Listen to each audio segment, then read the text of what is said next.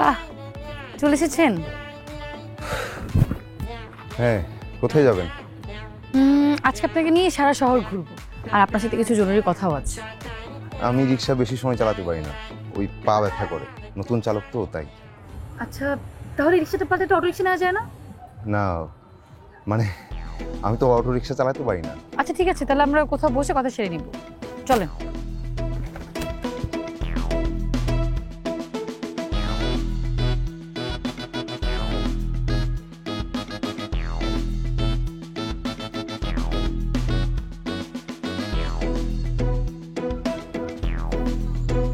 কি যে বলেন, বাবা মায়েরা সন্তানের চোখের দিকে তাকালেই সব বুঝে ফেলে।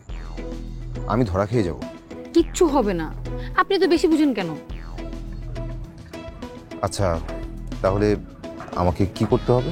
কিচ্ছু করতে হবে না, আপনি শুধু আমার মা বাবাকে যে বলবেন আমাকে আপনার পছন্দ, কিন্তু আপনার বিয়ে করতে একটু সময় লাগবে।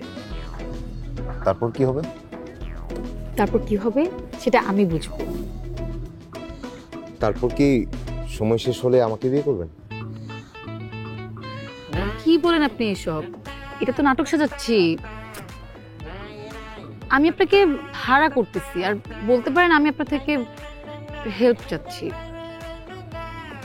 আপনার বাবা মায়ের তো আমাকে পছন্দ নাও হতে পারে।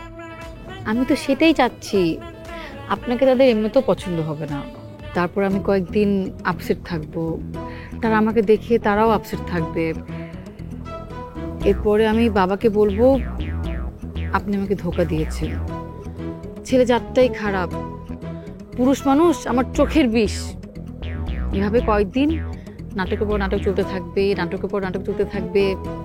বুদ্ধিটা কেমন? জঘন্য বুদ্ধিটা। আপনি আমার মতো একটা ছেলের কাঁধে বন্দুক রেখে এরকম ফালতুগুলি ছুড়বেন? আপনি তো ভয়াবহ মেয়ে।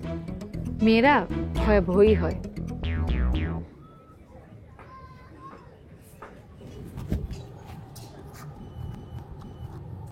আমাকে মাফ করবেন, আমাকে এত বড় খারাপ বানাবেন না। কি সমস্যা? আমার বাবার কাছে খারাপ হলে কি হবে? আরে, এই মুরব্বীদের সাথে এত বড় মিথ্যা বলা যায়? আমি তো হেল্প চাচ্ছি জসিম, আমার মনের অবস্থাটা একটু বুঝুন।